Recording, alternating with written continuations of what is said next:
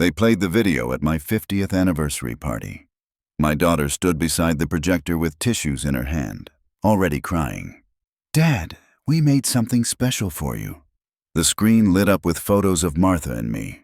Our wedding day, the kids when they were small, holidays, birthdays. Normal stuff. Except every third clip showed me looking confused, forgetting something, asking the same question twice. I didn't remember anyone filming those moments. I found out why 6 days later when the lawyer's letter arrived. Competency hearing scheduled. They'd been building a case for months. Before we continue, please subscribe to the channel and write in the comments what time it is where you are now. The party was Jennifer's idea. She'd called 3 weeks before. "Dad, we want to celebrate you and Mom properly. 50 years is huge. We're doing it at my house, Saturday the 18th. Don't make plans." I hadn't been planning anything. Most days I didn't make plans beyond the hardware store and the garden. Martha died 2 years ago. The house felt wrong without her. Too quiet, too big. But Jennifer sounded excited. My son Brian called the next day to confirm.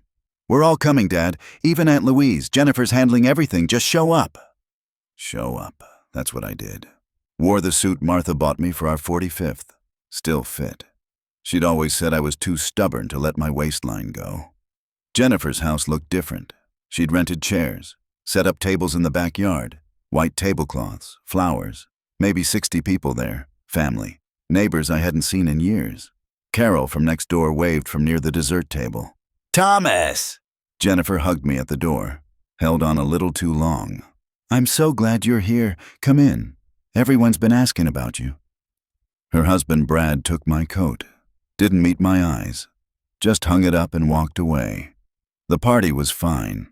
People told stories about Martha, how she'd organized the church bake sales, how she'd taught half the neighborhood kids to read before kindergarten. I stood there nodding, smiling when I was supposed to. Then Jennifer tapped her wine glass. The conversations stopped. "Everyone, if you could come inside for a moment. We have something special to share." She'd set up a projector in the living room. White sheet hung on the wall. Professional setup. Brian stood beside her. His wife Amanda sat in the front row with their 2 teenagers. "Dad, sit here." Jennifer pointed to a chair right in front. Center position. Everyone could see me. I sat. The lights went down. The video started with our wedding photo. Black and white. Martha in her mother's dress. Me in a borrowed suit. Young. Stupid with hope. 50 years ago, Jennifer's voice came through the speakers. Thomas and Martha began their journey together. More photos. Our first apartment.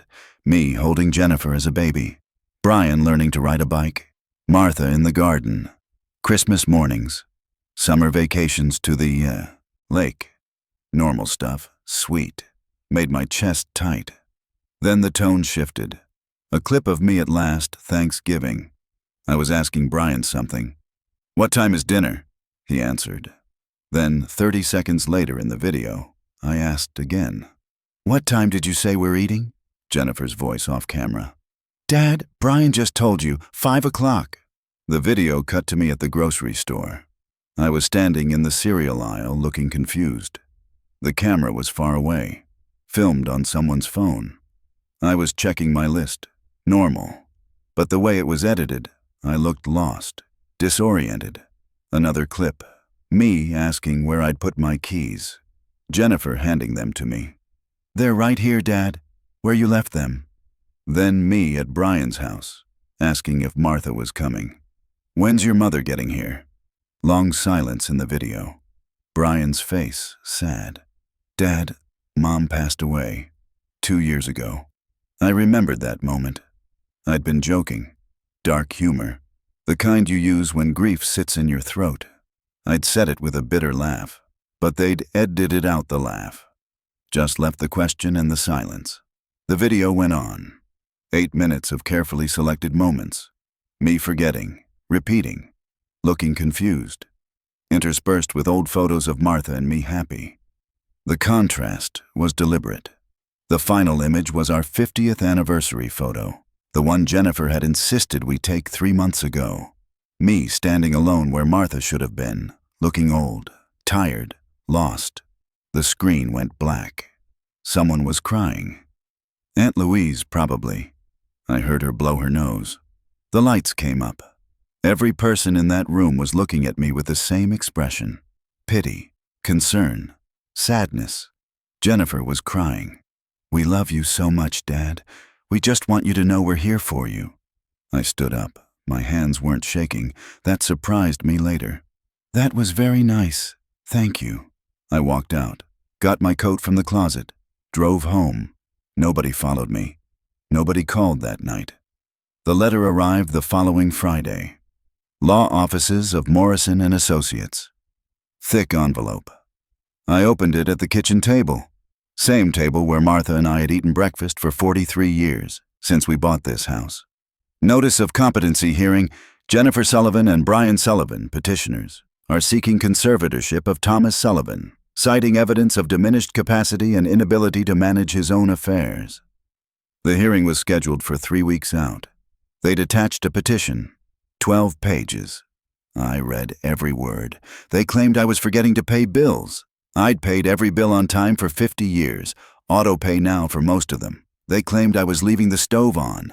I don't remember ever doing that. Not once.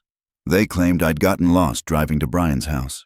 I'd been late to dinner one night because of traffic. 40-minute delay on the interstate from an accident. I'd called to tell them. They claimed I'd asked repeatedly about Martha, not understanding she was dead. That Thanksgiving joke. That one moment. They claimed I was unable to maintain my home. The gutters needed cleaning. That was true. I had been meaning to call someone. They claimed I was vulnerable to exploitation, that I'd mentioned giving money to a charity caller. I'd donated $50 to the Veterans Fund, same charity I'd given to for 20 years. Every claim had a kernel of truth wrapped in distortion.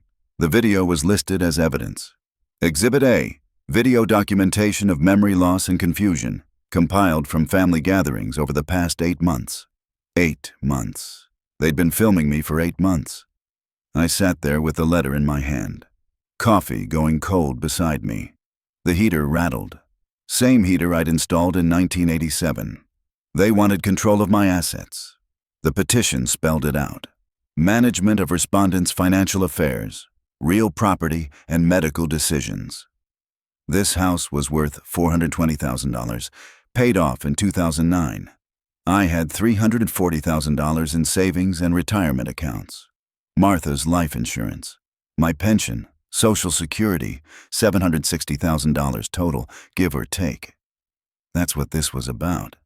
I called my lawyer Monday morning. Ed Patterson. I'd used him for the will after Martha died. Decent guy. Straight shooter. "Thomas, I heard about the petition. I was going to call you today. Can they do this? They can file. Whether they'll succeed is different. Do you have the letter?" "In front of me. Read me the claims." I went through the list. He was quiet for a moment. "Thomas, I'm going to ask you some direct questions. Have you been forgetting to pay bills?" "No." "Leaving appliances on? Stove? Oven?" "No." "Getting lost while driving?" "Never." "Do you understand that Martha passed away?" My jaw tightened. Of course I understand. I held her hand when she died. I picked out her casket. I scattered her ashes at the lake like she wanted. I had to ask. These claims are serious. If they can prove diminished capacity, a judge can grant conservatorship.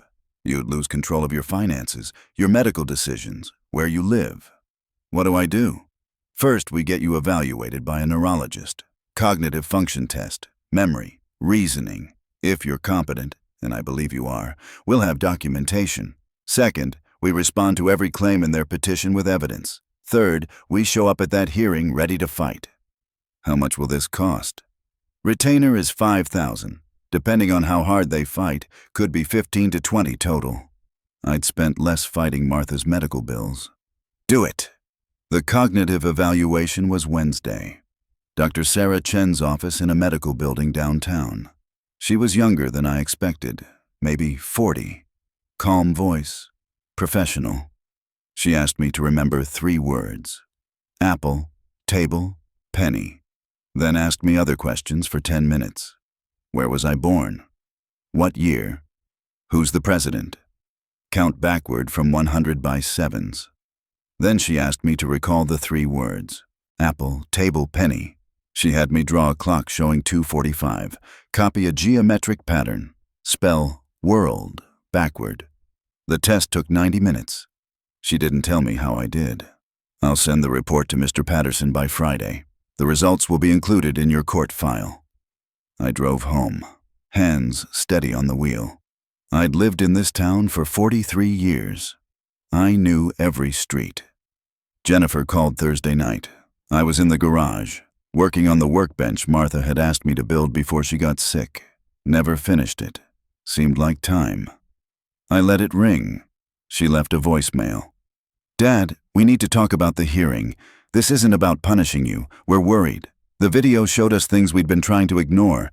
You're not yourself. We just want to help. Please, call me back. I deleted it. Brian called Friday morning. I was drinking coffee, thinking about the $300,000 I'd given them over the years. I answered. Dad, did you get Jennifer's message? I did. We really need to talk before the hearing. Can we come over? No. Dad, please. We're trying to do this the right way. We don't want to fight. Then withdraw the petition. Silence. We can't do that. You need help. The video was edited to make me look incompetent. You filmed me for 8 months without telling me. You took moments out of context. That Thanksgiving joke about your mother. You made it look like I don't understand she's dead. Dad, you've been struggling. We've all seen it.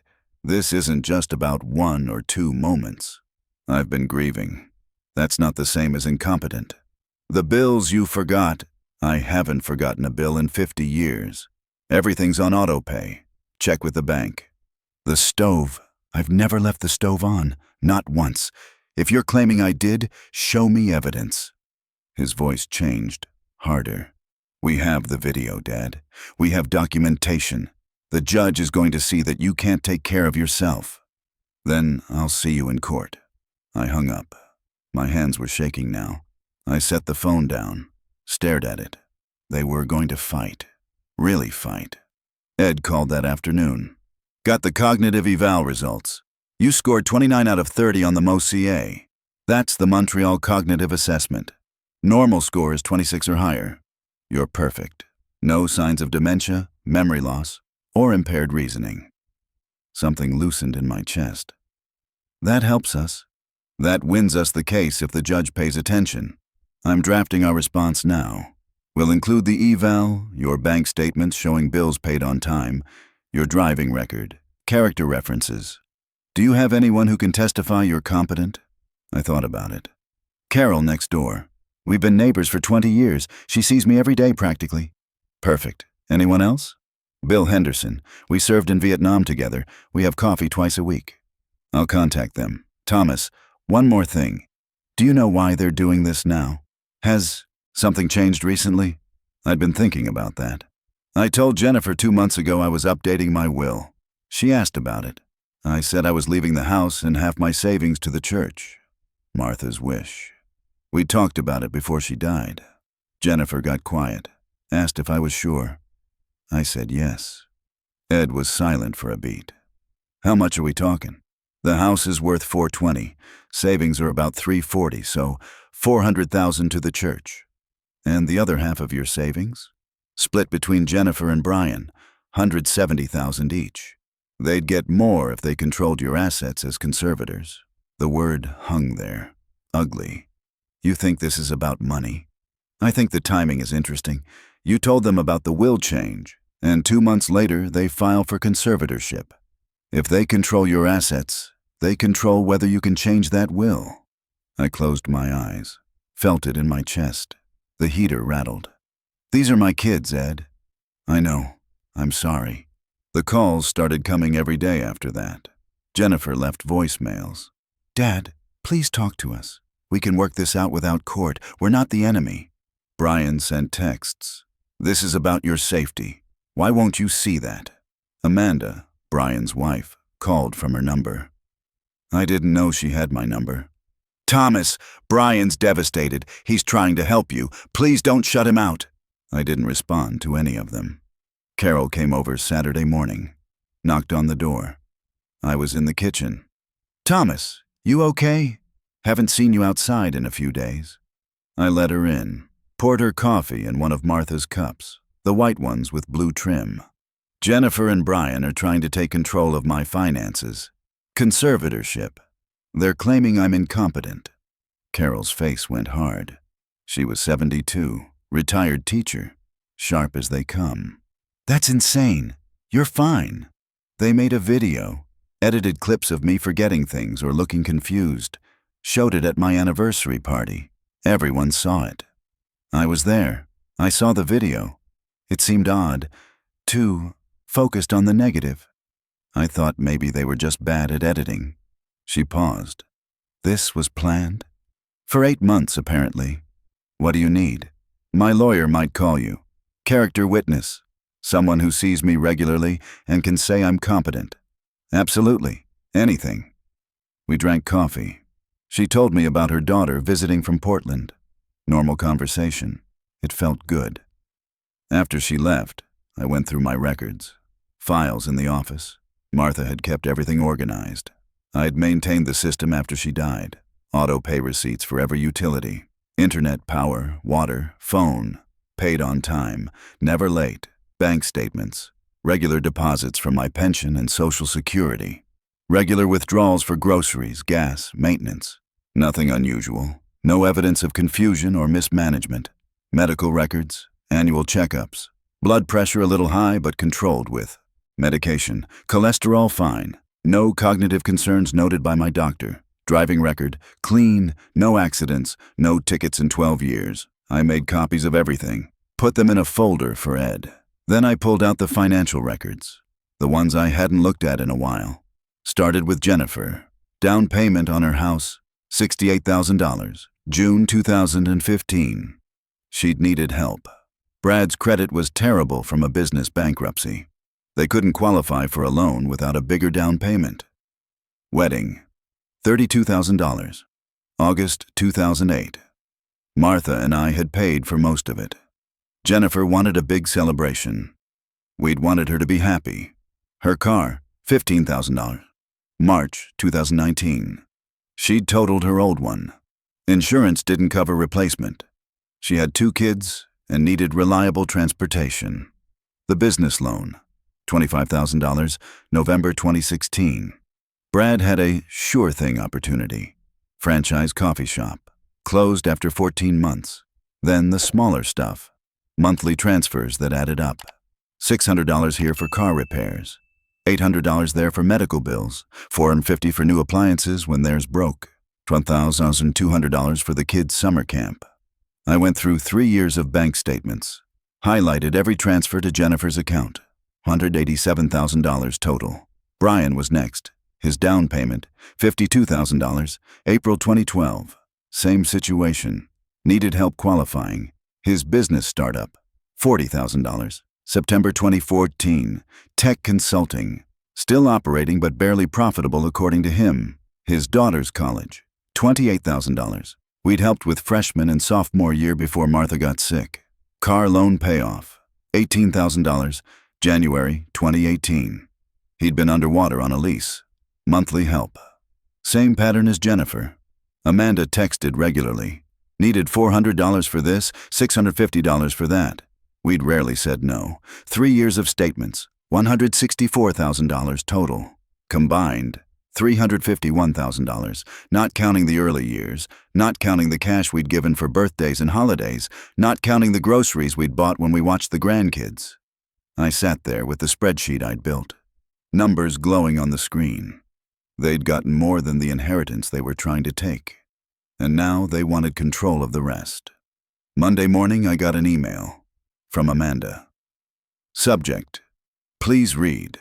From someone who cares. Thomas, I know you're angry. I understand. But I need you to see this from our perspective. Brian works 60 hours a week trying to keep the business afloat. Money is so tight. We're drowning. When you told Jennifer about changing the will, it terrified us. We've been counting on that inheritance to get stable, to send Maddie to college, to finally breathe. The conservatorship isn't about taking from you. It's about making sure you don't give everything away to the church while we're struggling. We're family. We need you. Please don't do this. Please don't cut us off. I read it 3 times. The audacity was almost impressive. I forwarded it to Ed with one line: evidence of motive. The social media post went up Tuesday. I don't use Facebook. Haven't since Martha died. But Carol showed me Wednesday morning. Jennifer had written 8 paragraphs. My heart is breaking today. My father, who raised us with so much love, is no longer the man we knew. Dementia is stealing him from us piece by piece. We tried to celebrate his 50th anniversary, to honor his marriage to our late mother, but he barely remembered her. He's forgetting to eat, leaving the house at odd hours. We're terrified he'll hurt himself. We've tried to get him help, but he refuses. He's angry and confused. Now he won't speak to us. If you've dealt with a parent who has dementia, please share your advice. We're lost. 347 likes, 128 comments. Most were supportive. So sorry you're going through this. Dementia is so hard on families. You're doing the right thing getting him help. A few were skeptical. Someone from church. I saw Thomas Sunday. He seemed fine. Jennifer had responded, he has good days and bad days. The decline is gradual. Carol was furious. This is slander. She's lying, publicly. It's strategy. She's building a narrative. If I look bad publicly, it helps their case. You should respond. Defend yourself. No.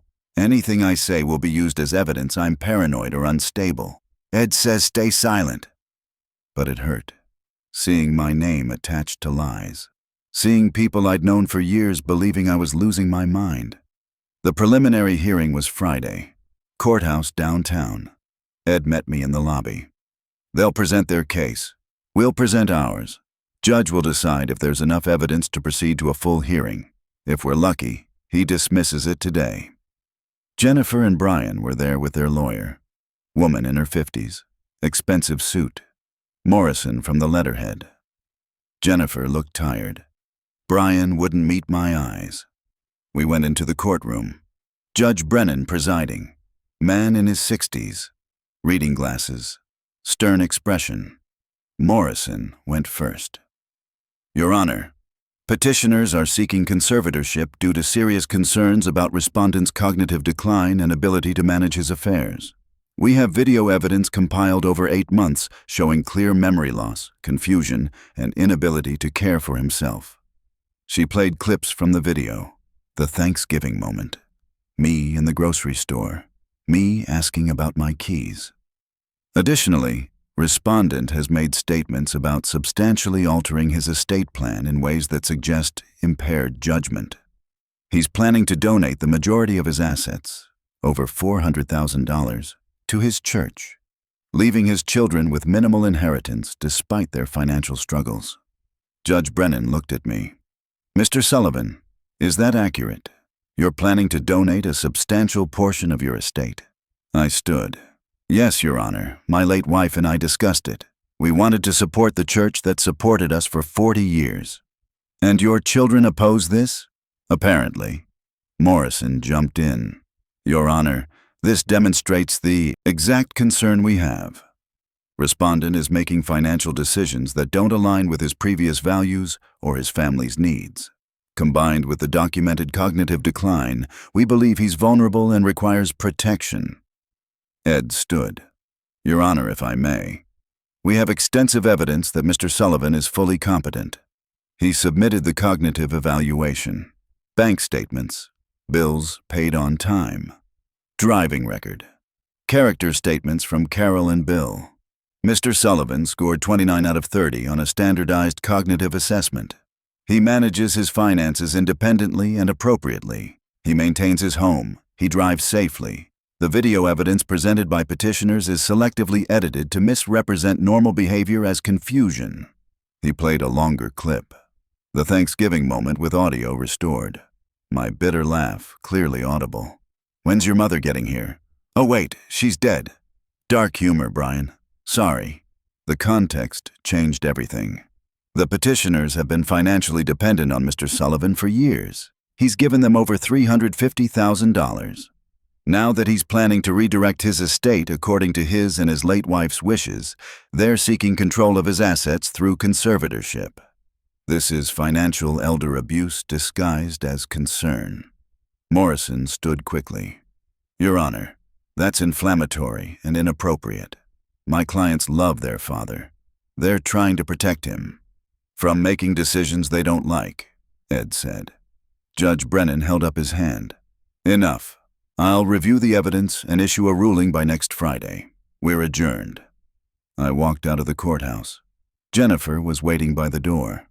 Dad, please, can we just talk? I stopped, looked at her. She'd been crying, red eyes, mascara smudged. You lied about me publicly. You edited a video to make me look incompetent. You've been filming me without my knowledge for 8 months. What's left to talk about? We're scared, Dad. You're all we have left. If you give everything to the church, what happens to us? You've already gotten more than I'm leaving to the church. I counted. $351,000 over the years, not counting what I gave you when you were younger. Her face changed, harder. That was help when we needed it.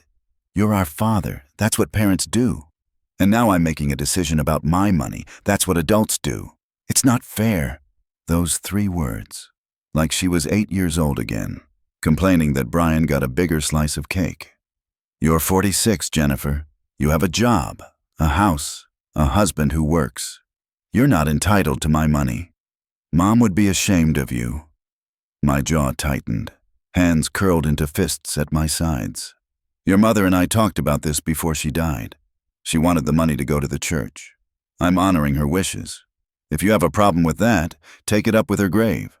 I walked away, didn't look back. The ruling came Thursday. Email from Ed. Petition dismissed. Judge found no evidence of incompetence. However, he noted that family dynamics are strained and recommended mediation. They can refile if they obtain new evidence, but as of now, you maintain full control of your assets and decisions. I read it 3 times. Let it sink in. I'd won, but it felt hollow. My kids had tried to take my independence, my money, my choices, for money. I called Ed. What happens now? They could appeal, but they won't win. They could try again if they find new evidence of decline. But based on your eval, that's unlikely. You're free to make whatever decisions you want with your estate. And the mediation the judge recommended? Optional, only if both parties agree. Do you want to mediate? I thought about Jennifer's face at the courthouse, Brian not meeting my eyes, the Facebook post, the edited video. No. Jennifer called Friday night. I let it go to voicemail. Dad, we lost. I know. We're not appealing. But I need you to understand something. We did this because we love you. We were scared. We thought you weren't thinking clearly. The money doesn't matter. We just want you safe. Please, call me. Please. I deleted it. Brian sent a text Saturday morning. Dad, can we start over? Forget the court stuff. You're right. We were wrong. Can we come see you? I didn't respond. Sunday, I went to church. First time since the hearing. People stared. Some looked sympathetic. Others uncomfortable. Pastor Mike found me after the service. Thomas, I heard what happened. I'm sorry. Did you see Jennifer's Facebook post? He looked embarrassed. I did. Some of it seemed exaggerated. All of it was false. She lied to make me look incompetent so she could control my money. I'm sure she thought she was helping. She wasn't. I left. Didn't stay for coffee hour. Monday morning, someone knocked on my door. I looked through the window. Jennifer, Brian, both of them. I opened the door. Didn't invite them in. We need to talk, Dad. Jennifer's voice was different, less pleading, more determined. I don't think we do. Yes, we do. We screwed up. We know that. But you're our father. We're your kids. We can't just stop being family. You tried to take my independence. You lied about me publicly. You made me defend my own competence in court. Family doesn't do that. Brian spoke up. We panicked, Dad.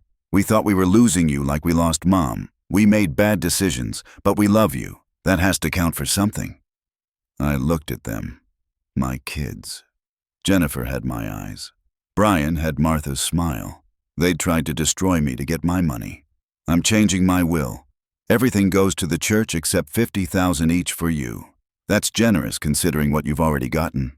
Jennifer's face went pale. Dad, you can't. I can. The judge confirmed that.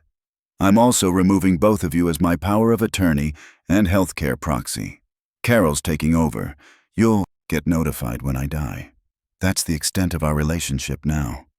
Dad, please. Jennifer was crying again. Don't do this. We made a mistake. We're sorry. You're sorry you lost. Not sorry you tried. Brian stepped forward. What do we have to do? Tell us. We'll do anything. There's nothing to do. You showed me who you are. I believe you. I closed the door, locked it, heard them standing there for another minute. Then footsteps. Car doors. Engine starting. I sat down at the kitchen table, hands shaking now. It was done. 3 weeks later, I was in the garage, finally finishing Martha's workbench. My phone rang. Unknown number. I answered. Mr. Sullivan? This is Detective Reeves with the County Fraud Division. We're investigating a potential case of attempted financial exploitation of an elder. Your name came up in connection with a dismissed conservatorship petition. Do you have a few minutes to talk? My chest tightened. About what? We've received information that the petition against you may have involved falsified evidence or coordination with a third party to gain access to your assets. We'd like to ask you some questions. I sat down on the half-finished workbench. What kind of third party? The attorney representing your children, Morrison. We've had complaints about her before. She has a pattern of encouraging family members to file conservatorship petitions, then taking a percentage of managed assets as fees. If we can prove coordination or falsification, it's prosecutable. I told him everything. The video, the 8 months of filming, the Facebook post, the timing after I mentioned the will change, Amanda's email about counting on the inheritance. He took notes, asked for copies of everything. Mr. Sullivan, would you be willing to testify if we bring charges? I thought about Jennifer and Brian. My kids. They'd tried to take everything. Yes, the investigation took 4 months. During that time, Jennifer and Brian didn't contact me. I didn't contact them. I finished the workbench, built the storage cabinets Martha had wanted, painted the garage. Carol came over for coffee every Saturday. We didn't talk about the kids. Bill and I met for lunch Tuesdays. He'd heard about the court case. Didn't ask questions, just showed up. The church asked if I still planned to make the donation. I said yes. They were grateful, respectful, didn't push. In October, Detective Reeves called. We're filing charges against Morrison. Conspiracy to commit fraud and exploitation of an elder. We found evidence she coached your children on what to say, how to edit the video, and how to present evidence. She promised them she could get control of your assets for a 30% fee. We found similar cases. 6 other families. She's done this before. What about Jennifer and Brian? They're cooperating witnesses. We could charge them too, but the DA decided they were victims of Morrison's scheme as much as you were. They thought they were helping you. Morrison manipulated them. I didn't buy that. Jennifer and Brian were adults. They'd made choices. But I didn't argue. The trial was in February. I testified for 90 minutes. Described the video, the party, the petition, the false claims. Morrison's lawyer tried to make me look confused on the stand. Asked me to recall dates, details, times. I'd prepared. I had notes, bank statements, emails, texts. Every answer was precise. The jury convicted her on 4 counts. She got 6 years. Jennifer and Brian were in the courtroom, sitting in the back. After the verdict, they tried to approach me in the hallway. Dad, we're so sorry. We didn't know she was using us. I looked at them. You knew you were lying about me. You knew the video was edited. You knew I wasn't incompetent. Maybe Morrison pushed you, but you chose to do it. What do we do now? Jennifer's voice was small. You live your lives. I'll live mine. Are we ever going to be a family again? I thought about Martha, what she would want. She'd want forgiveness, peace, reconciliation. But Martha wasn't here, and she hadn't been the one they tried to destroy. I don't know. I walked away. It's been a year now. The house is quiet. Still too big. But I've gotten used to it. The church got the donation, $420,000. They're building a community center. Martha's name is on a plaque in the lobby. Jennifer and Brian each got $50,000 when I updated the will. Ed handled it. I didn't tell them. They've stopped calling, stopped texting. Last month I saw Jennifer at the grocery store. She was in the cereal aisle, same aisle where she'd filmed me looking confused. She saw me, froze. I nodded, kept walking. Maybe one day we'll talk? Maybe not, but I'm not the one who broke this, and I'm not responsible for fixing it. I'm 72 years old. I've got a few good years left. I'm spending them on my terms. If you like this story, please like it, subscribe to the channel, and share your impressions in the comments. To listen to more stories, click on the window on the right. Thank you for being with us.